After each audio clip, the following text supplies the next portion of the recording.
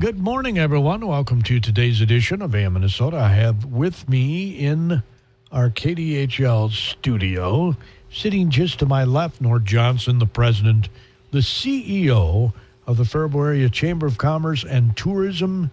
Man, Nort, where has the summer gone? We're coming back to school soon. It's August.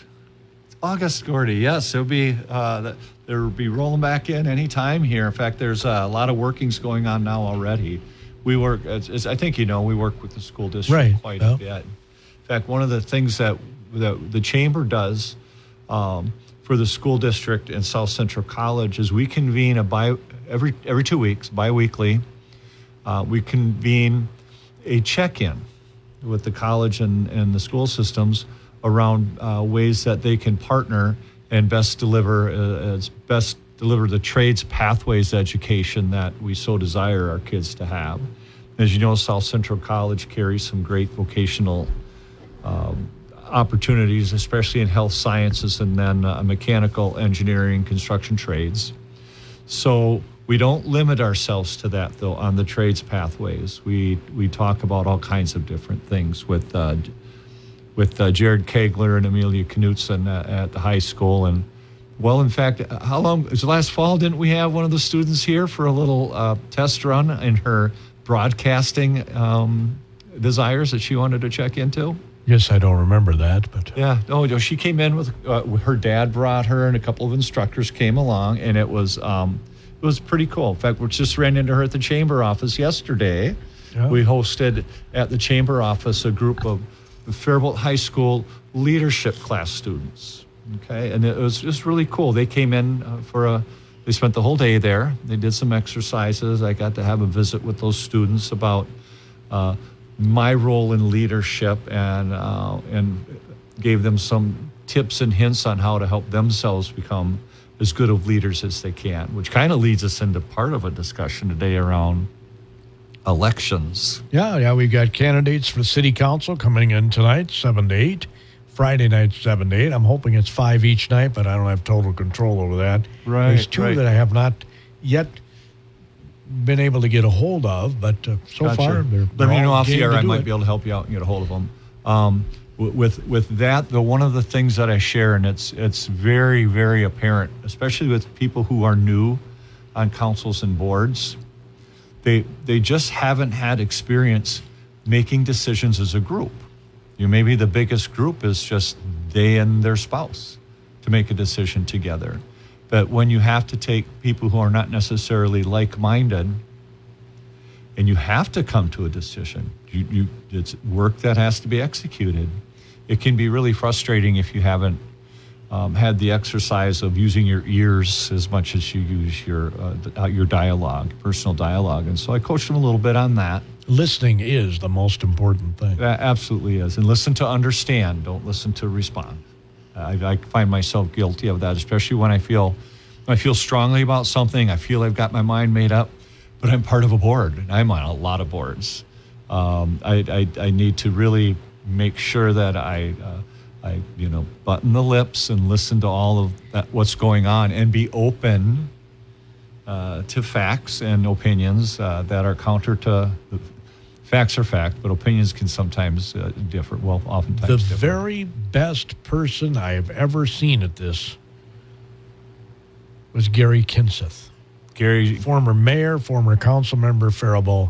Business leader. He would not say a ton during a council meeting. He would soak it all in before he would make a comment. And everybody listened when Gary spoke, right? That's powerful. He was very good at listening.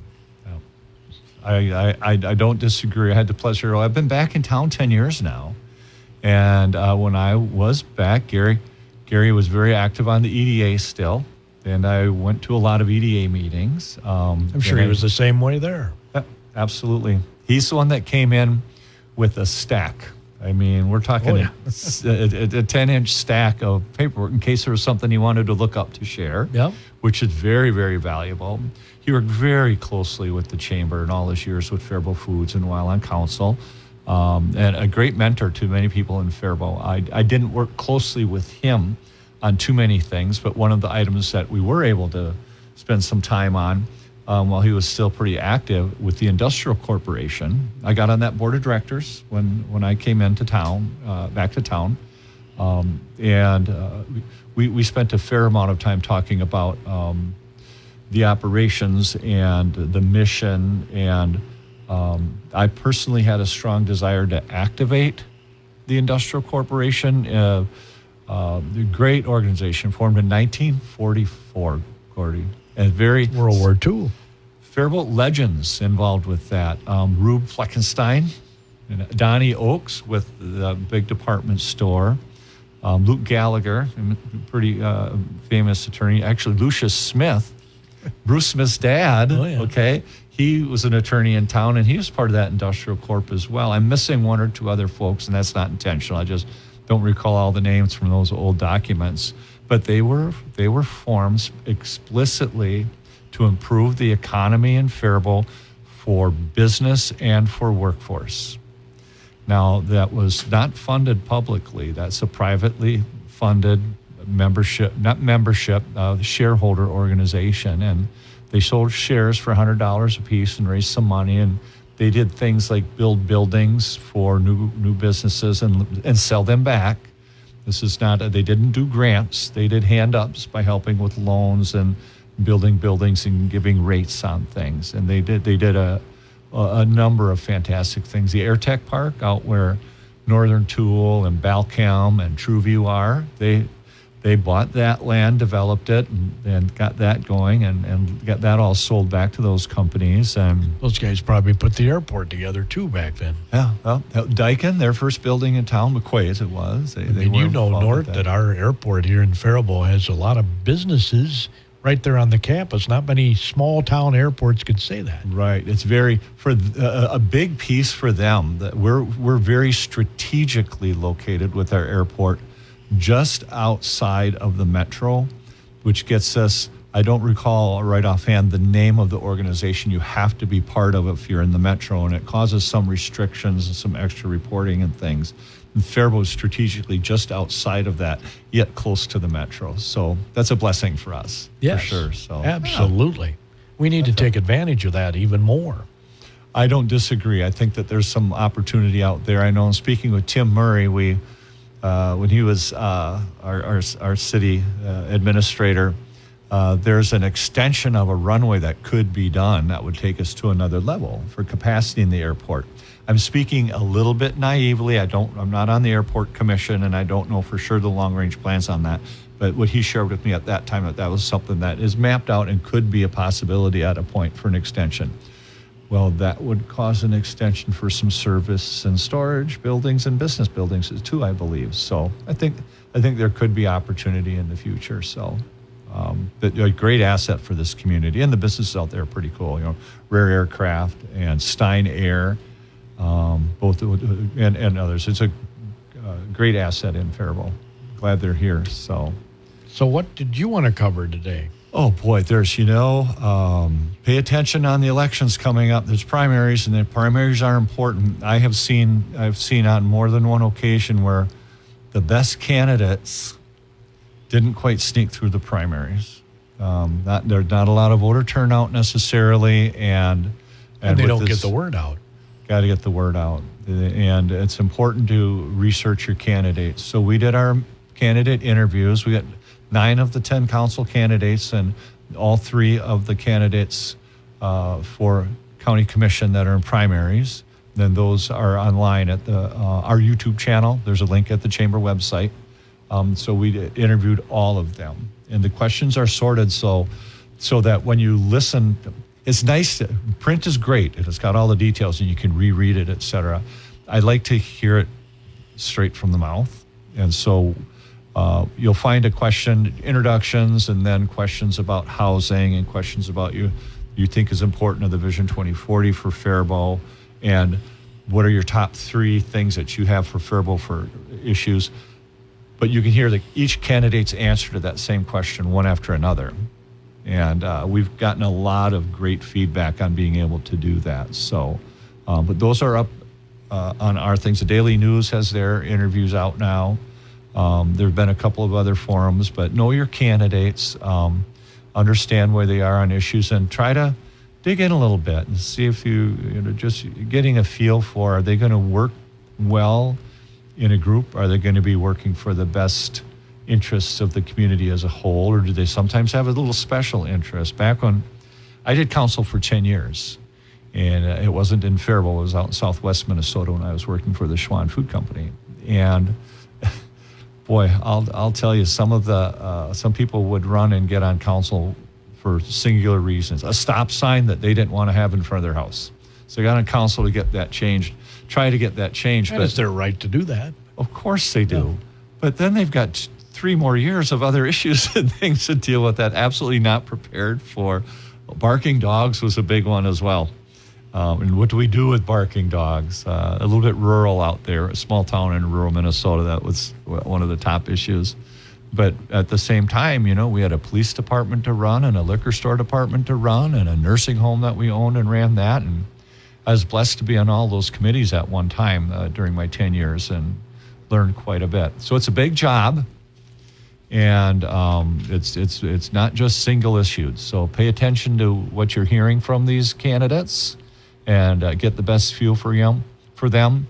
Let's make sure we get the best candidates onto the general election. What I like about the audio is kind of piggyback what you're saying. You get to hear how they think on their feet. Yeah. Right? Yep, absolutely. You get a written statement. I mean, you can peruse it. You can take an hour to write whatever you want. Spell check, grammar check, all AI that check stuff. it. Yeah. You can't do that when you're talking. When you're live, when you're making decisions in a group, you're not really grabbing your computer and finding AI to give you all the updated information, or at least you shouldn't. You should have that researched ahead of time. We got some really, really good council members right now that they do their homework on every issue, and every committee they're on, they're making reports for.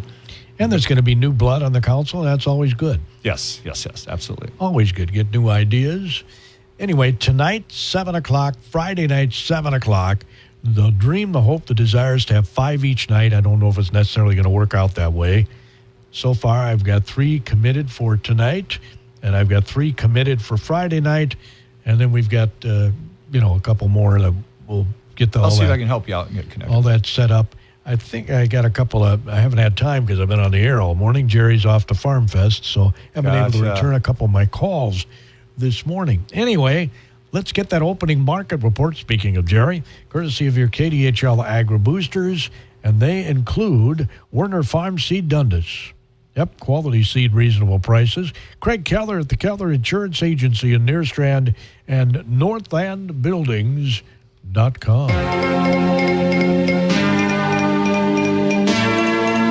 Good morning. It's time for the market update here on the Linder Farm Network. Chicago Board of Trade corn and beans lower at this hour. Joining us, Jim Emter, Van Auning Company, Alexandria. And Jim, what's weighing on those markets today?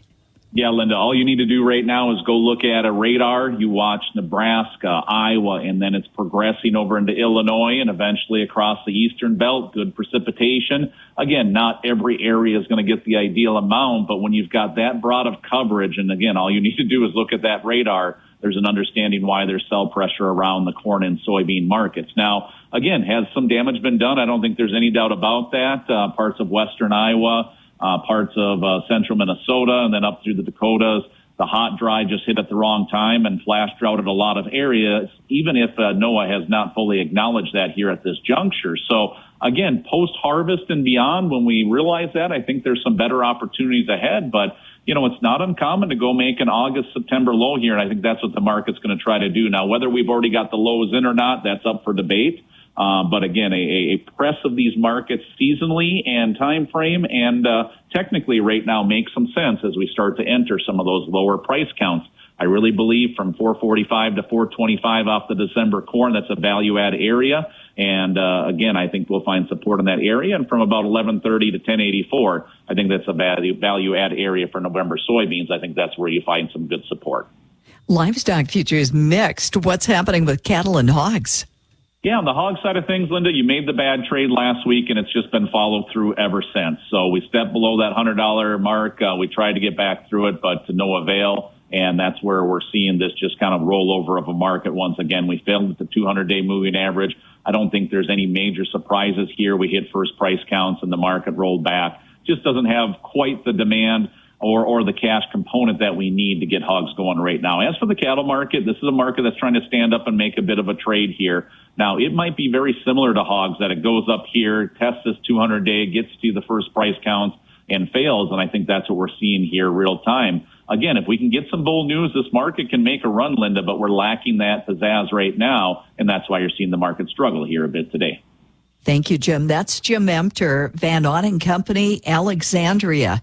And Chicago corn, September 437 down 5 1/4, December 460 1/2 down 5, and March down 5 1/4. August beans 1149 3/4 down 5 1/4. September 1154 down 4 3/4. November beans 1172 down 5 3/4. January down 5 3/4. September soybean meal down 310. September soybean oil down 61. September Chicago wheat up 6 1/2. August live cattle 232.25 up 30. October up 5. September feeder cattle down 127. October lean hogs down 172. December down 150. The Dow is up 552. This is a Linder Farm Network. Minnesota Farm Fest is August 4th through the 6th. Visit the Rush River Steel building at booth 228. Whether replacing a roof or siding on a farm building, finishing a garage or shop with liner panels, building a barn dominium, or updating the roof and siding on your home, Rush River Steel and Trim makes the domestic steel panels and trim that you need. Their Minnesota family business is committed to helping you get your project done right. See them at Farm Fest. Rush River Steel and Trim. Build Rush River strong. Rush River. Hertz Farm Management in Mankato, Minnesota is holding a land auction on August 28th for 233.20 total acres of farmland available in 3 parcels located in Cornish Township, Sibley County, west of Winthrop, Minnesota. These quality farms had 219.04 total tillable acres and excellent soil productivity with an average CPI rating of 92.7. For additional information, visit us online at hertz.ag or call Hertz Farm Management in Mankato at 507-345-LAND. That's 507-345-5263. That's our update on the Linder Farm Network. AM Minnesota on the Mighty 920 KDHL. Nort Johjnson's with us. He's the president and the CEO of the Faribault Area Chamber of Commerce and Tourism. And Nort, we talked about the fact that school's coming back soon. You guys put together a program while you've had We do national conversations about the program here locally. That's so cool. Yeah, it's pretty neat. With South Central, yeah. Yeah, well, I've got a welcome to do both at the public schools and then at the Cannon Valley Special Services Co-op. They've got 100 educators out there. You know, they're out in the old Faribault West Mall, and the work they do is it's pretty awesome. I mean, they have a big service area, and these are students that, for a variety of different reasons, aren't able to thrive in the general school district. Different challenges that they have, right? Alternative learning. Yeah, and they've got a store out there at the mall. You know, it's pretty cool, and really like to support them. It's, you know, the measure of the society is how we take care of one another, right? And it's, we've always said in my circles, sometimes we have to remind ourselves that really it's how we take care of our young ones and how we take care of our elders. The rest of us poor suckers, we can take care of ourselves, right? Well, hopefully, yeah. And we should do our part to help on both ends of the lifetime spectrum. And I appreciate that we have that helping young people with some special needs that they have to be successful. It's just a great thing that they do out there, and they do a great job of it. So I guess it's a real treat for me to go spend some time with them. And then I'll do that at the school district as well and give them a welcome. And there's a lot to congratulate them for. Faribault Public Schools works hard. No organization that big is without their challenges, right? And sometimes we get politicized for a few different reasons, and I won't go into those specifics, but I'm going to say for the most part, my experiences with Faribault Public Schools and their efforts have been really, I commend them. Our new president of South Central College, I've not had her on the air here yet. Got to get her on. She's had her feet get wet already, so we'll have to get her on. Yeah, I'm going to give, she's just a year now, I think, about this month. That sounds about right. I want to see if I can get her come with me next month, Gordy. Oh, that'd be cool. I'll put that note down right now. So she's doing a good job, and I'm pleased with that. That's a big organization, and there's a lot of moving parts to that. I was happy to hear the day she was introduced, her emphasis on the students. Yep, that's her emphasis. So student success all the way around. So we've had, she's not on my board of directors, but Laura Attenberger is, and Laura is a real gem. She also sits in on those every other Thursday check-ins with South Central College and the public schools. And Bethlehem Academy has been on those calls. Alina Health goes on those calls, talks about their scrub club. They're engaging students, and they've got an additional effort. They're going to come to the school district now. So the scrub club has met on campus for Alina, and now our Brenda Collar and Amy Elliott from Alina have stepped up and gotten engaged, and are working on expanding that. We really want to engage students in those health science pathways classes, and the sooner we get our arms around them to do that, the more money they're going to save. And they can start in 9th grade taking college credited classes now. And if they stick with it all through high school, they could get 36 college credits paid for. Now, even if you don't end up going into health science field, those college credits are good at any MINSCU college. It could be used as your elective classes, right? Save you some bucks. Save you some bucks, get you some good education and some important information. So, and that's a special program that Faribault School District has that was developed by South Central. It's a great batch of classes. So I'm gonna lob in there quick a couple of things I want to make sure we get out there for. I know it's only August, but September's just around the corner. Oh, don't even say that. Sorry, we've got a 3-day run of chamber sponsored and chamber shared events, and on the 17th is the Taste of Faribault, out at the West Mall again. The vendors, the food vendors are signing up right now. We're very excited about that. So that's on Thursday, the 17th. I'll be screaming back from Fargo, North Dakota. We're having our summer conference for the Minnesota Chamber of Commerce Executive Group. So I'm still on their board of directors for that, and we haven't met up in that region for years. Well, hopefully it's Moorhead and not Fargo. It's Fargo-Moorhead. It's both of them. I should say the Moorhead-Fargo Chamber, not the Fargo-Moorhead, the Moorhead-Fargo Chamber. There you go. But they've got a nice little agenda, and there's some good business to be taken care of. We'll be talking a lot of election things at that conference. But get back from that, and it'll be Taste of Faribault out at the mall on Thursday. Friday night is our Around the Lakes car cruise, and then they land in downtown Faribault. And for the Saturday event, then we're leaving the setup at the Harley. That's the September one. August is our car cruise around the lakes. September is our final event out at the Harley Davidson dealership.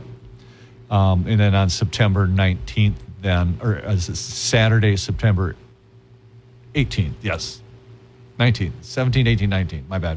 The 19th is our first annual Freedom Festival, Freedom Celebration, and we're really looking forward to that. We're joining up with a charity motorcycle ride.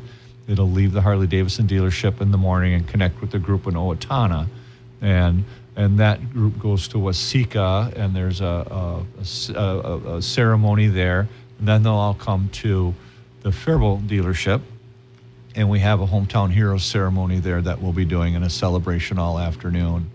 With some live music, a giant flag raising, some awards. There'll be veteran vendors and others. Just our way of honoring our hometown heroes. That's military, that's firefighters, that's law enforcement, that's first responders. These people these people are amazing, and what the commitments that they've made to our country and to our safety and for our freedom is why we're the way we are. You attend any block party last night for a night out? I got to two of them. I got to the one downtown here. The chamber helped handle getting some of the food products for that, the sambusas and tacos. And how were they? I love the sambusas. They are good. The chicken and beef. I did a quick walkthrough and then had some other obligations. Was able to stop at one neighborhood party as well. So I'm sure it was well received. What a beautiful night for it. Oh, it was perfect. Yes. When I said this morning, I love the mixture, the 80-year-olds and the 2-year-olds. It's just awesome. Yeah, absolutely. Good stuff. Good stuff. That's what community's all about. It is. It is. Oh, next Wednesday is at Reliance Bank.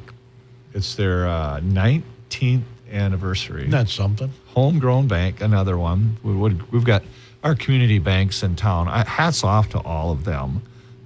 They have really stepped up to be engaged in both some investment opportunities for community growth, and also we've got them at the table now for this Rice County Community Land Trust that is getting launched, that helping us on financial things and ideas and great input from them, and they're at board meetings and being engaged, and we appreciate that all the way around. So good stuff. It's nice to have community banks that cooperate together. That are truly, all banks are in a community, but these are not some big corporate.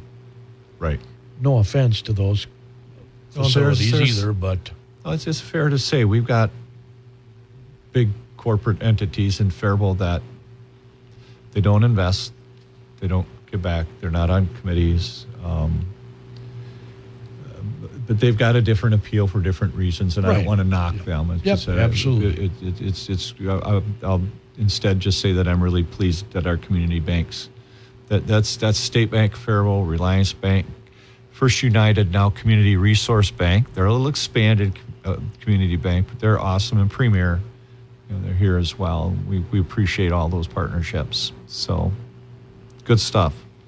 I was asked to ask you, and I don't know if we got enough time to do this. Okay, go ahead. Because you brought up the mall earlier and the fact that you're going to have your Taste of Faribault out there. Yeah. Somebody said, when you have Nort on next time, ask him how we can get that mall to being what it was at one time. And I said, all malls are having problems. I'll give you the quick rundown. So the morphing of retail in a synopsis for over the lifetime, we're going to start when it was all downtown. Okay.